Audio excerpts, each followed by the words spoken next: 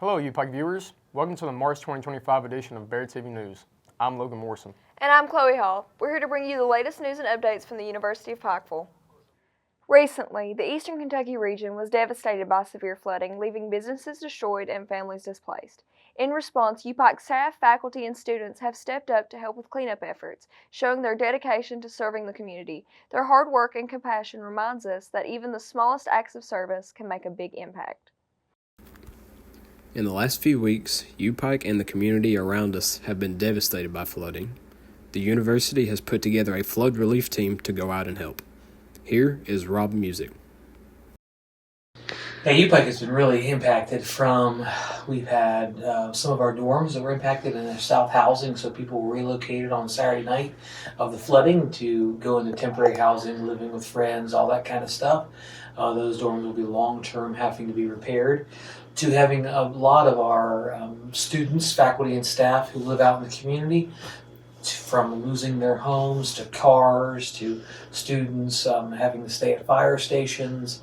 We have been greatly impacted as a university, and then not to mention the community and the total loss for so many people in a flood that is, we haven't seen anything like this in 50 years. From first, the university canceling classes last week, giving people space and place and time, to sending medical school students out at shelters to encourage people, to sports teams doing, kitchen and feeding work, to teams going out to literally, take out mud from homes and tear off drywall, rip out carpet and move damaged items.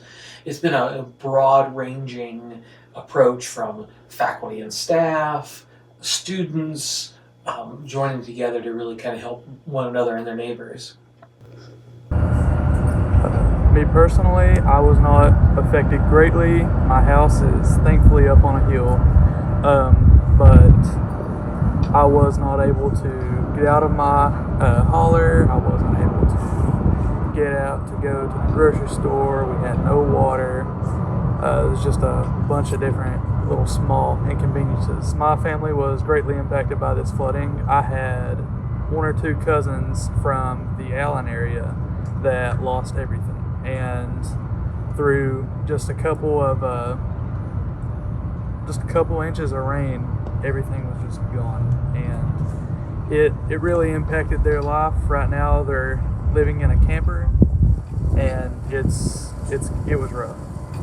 I believe what UPIKE did was great. There was hundreds of students out here that volunteered to help. You got your football team, your volleyball, your basketball, everybody come together to help their community out, and that's one thing that I appreciate with UPIKE. This is Christian Wells with Pike TV News, signing off. If you or someone you know is in need of healthcare services, the UPIKE Bear Healthcare Clinic is here to help. This is a free walk-in clinic open on the second Saturday of every month from 12 p.m. to 4 p.m., offering essential medical care to the community. Additionally, hepatitis A and Tdap vaccines will be available for those who may have been exposed to contaminated floodwaters. Appointments can be scheduled in several ways: by filling out online appointment request forms, scanning the QR code on the flyer, or calling 606-262-3043. If you or someone you know had photos or important documents damaged in the 2025 floods affecting parts of Kentucky and West Virginia, UPIKE is offering free cleaning services for those cherished items. By scanning the QR code on the screen, you can sign up to have up to 50 flood damage photographs restored. UPIKE Theater is excited to present They Promised Her the Moon by Laurel Olstein, directed by our very own UPIKE Theater student, Amanda Tharp. This play, based on the true story of American pilot Jerry Cobb, the first woman selected for spaceflight testing, brings an inspiring and powerful narrative to life. The University of Pikeville Theater Department put on 2 shows of They Promised Her the Moon. This week, we had the opportunity to speak with the director, theater student Amanda Tharp. I am the director of They Promised Her the Moon. I came across They Promised Her the Moon in the fall semester of last year. I picked the show because it really spoke to the struggles that I know a lot of women go through in the career field, and I felt that it was very impactful, especially for the area that we live in. The show is going very well. We are getting through Tech Week, and everything is going pretty smoothly. My future plans for being in UPIKE Theater is to be in the spring musical, the 25th annual Putnam County Spelling Bee, and to produce another show next year. We also had the opportunity to speak with lead actress Caitlin Castle, who is diving headfirst into her first ever lead role. My name is Caitlin Castle. I am a vocal performing arts major at UPIKE. I am a freshman. My role in They Promised Her the Moon is Jerry Cobb. I did not expect it. I was totally expecting an ensemble role. I've never been lead before, and I'm very excited. Absolutely. I think my theater experience so far has been incredible, and I can't wait for what is coming next in the 4 years that I'm here. Men have walked all over you. I know how that feels. Go on, chew it up, slide right in front of that big ball of fire, and leave the moon for me as I disappear. Reporting for Bear TV News, this is Chase Little. The UPIKE women's tennis team is off to a phenomenal start, remaining undefeated after their latest victory against Brunel University. Reporter Azul Barrios has more on their incredible season. The UPIKE tennis team remains unstoppable this season, with a dominant 7-0 win against Brunel.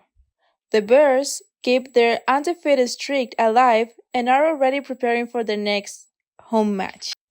We spoke with senior Lilia Jerry about how it felt to play their first home game, the team's performance this year, and the support from the fans.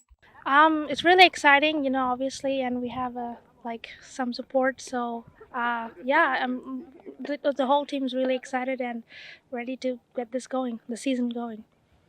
The team's doing really good, actually. We won. We beat Indiana Wesleyan, and we're receiving votes at the moment to get ranked. So, yeah, I'm really happy, and everybody's really excited.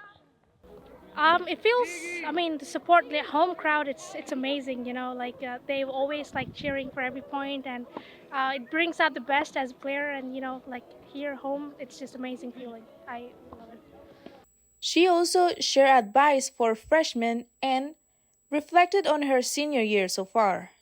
Enjoy, because it's gonna go so fast, and just enjoy every moment, and just live your live your college life. My senior year has been really good. It's going so fast, I don't even know, it's March already, and it's going so fast, and I'm trying to process and enjoy, but I'm Azul Barrios, and I'm reporting for Bird TV News. UPIKE's new bass fishing program is already making waves. Under the leadership of Coach Gene Nornhold, the team is focused on recruiting top talent and building a competitive culture. With strong momentum, the program is set to grow both in size and reputation. Today we got to talk with Coach Gene Nornhold of the UPIKE bass fishing team about what the sport actually is and his success with the program this year. It started in August of 2024. We've been about five and a half months into the program right now. It's a varsity team. They are club sports too. It goes both ways.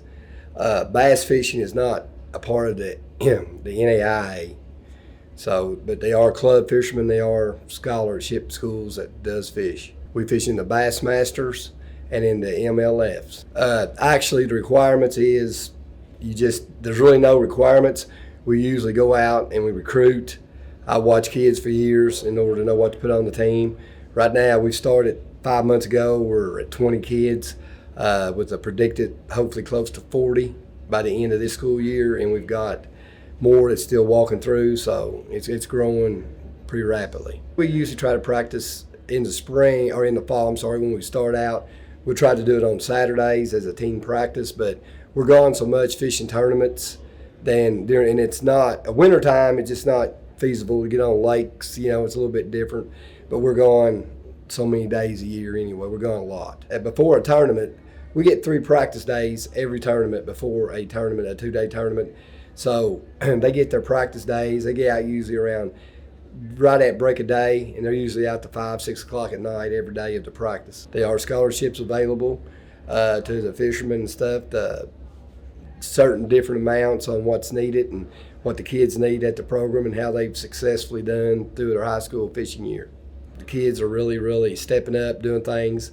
We are ranked right now 39th in the Bassmaster School of the Year. We're ranked 15th in the MLF, and that's out of 3 tournaments out of 179 schools. And this is Garrett Meek signing off for Bear TV News. That's a wrap for the March 2025 edition of Bear TV News. We'll be back next month with more updates on all things UPIKE. I'm Chloe Hall. And I'm Logan Morrison. Thanks for watching, and we'll see you next time.